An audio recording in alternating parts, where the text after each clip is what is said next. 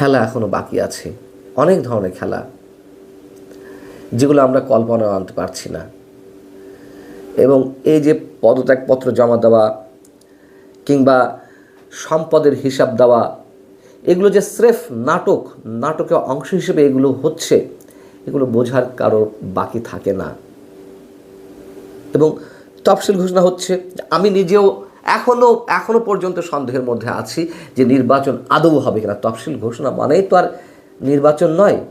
আমরা চাই আমাদের ধারণাগুলো মিথ্যে প্রমাণ হোক। একটা ইনক্লুসিভ, অবাধ, সুষ্ঠু নির্বাচন অবশ্যই বাংলাদেশে এই মুহূর্তে দরকার।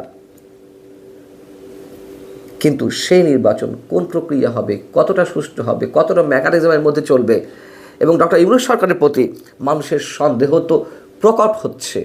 রাজনৈতিক দলগুলো, সুশীল সমাজের প্রতিনিধি, সাংবাদিকরা ডক্টর ইউনূস খুব সহজে সুন্দর একটা নির্বাচন উপহার দেবেন, এটি আমার মনে হয় যে হাতে গোনা কিছু মানুষ বাদে আর কারোর ধারণাতেই আসতে পারে না।